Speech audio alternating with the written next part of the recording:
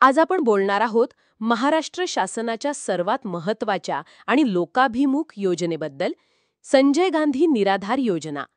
सामाजिक व न्याय विभागाने नुकताच घेतलेला एक मोठा निर्णय म्हणजे या योजनेत मिळणाऱ्या अनुदानात मोठी वाढ करण्यात आली आहे. याआधी मिळणारे 900 ते 1200 रुपये आता थेट 2500 रुपये मासिक अनुदान म्हणून लाभार्थ्यांच्या खात्यात जमा होणार आहेत. हा निर्णय जाहीर होताच हजारो गरजू कुटुंबांना दिलासा मिळाला आहे.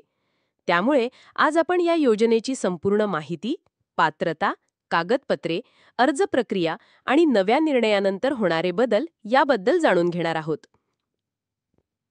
सर्वप्रथम आपण या योजनेचा उद्देश जाणून घेऊ. संजय गांधी निराधार योजना ही महाराष्ट्र शासनाच्या सामाजिक न्याय विभागांतर्गत राबवली जाणारी अत्यंत महत्त्वाची योजना आहे.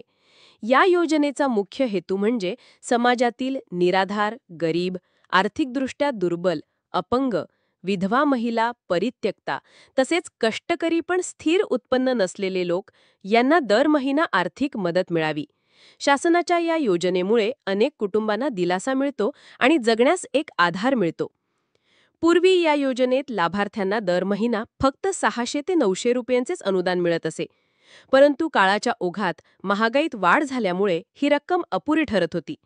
त्यामुळे शासनावर सतत दबाव येत होता की या योजनेत मिळणारे अनुदान वाढवावे. अखेर सामाजिक व न्याय विभागाने सकारात्मक निर्णय घेतला असून आता लाभार्थ्यांना थेट 2500 रुपये मासिक अनुदान मिळणार आहे. ही रक्कम थेट लाभार्थ्यांच्या बँक खात्यात जमा केली जाणार आहे. या निर्णयामुळे हजारो कुटुंबांना दिलासा मिळणार आहे. कल्पना करा, आधी 900 रुपये मिळत होते, ज्यातून औषधं, किराणा, घरखर्च काहीच भागत नव्हता. पण आता 2500 रुपये मिळाल्यामुळे गरजूंना थोडा श्वास घेता येईल. एका गावातील आजी सांगतात, आधी 900 रुपये मिळायचे पण त्यात काही भागत नव्हतं. आता 2500 रुपये मिळाले तर खरंच जगण्यास मदत होईल. अशा प्रतिक्रिया राज्यभरातून येत आहेत. आता आपण पाहूया कोणाला या योजनेचा लाभ घेता येतो. सर्वप्रथम अर्जदार महाराष्ट्राचा कायम रहिवासी असावा. अर्जदार निराधार, अपंग, विधवा, घटस्फोटित महिला किंवा ज्यांना उपजीविकेचे साधन नाही असे लोक पात्र असतात. वार्षिक उत्पन्न शासनाने ठरवलेल्या मर्यादेपेक्षा कमी असावे. अर्ज करताना काही महत्त्वाची कागदपत्रे आवश्यक असतात.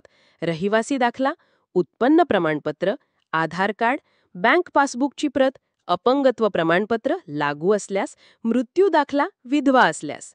अर्ज प्रक्रिया देखील सोपी करण्यात आली आहे.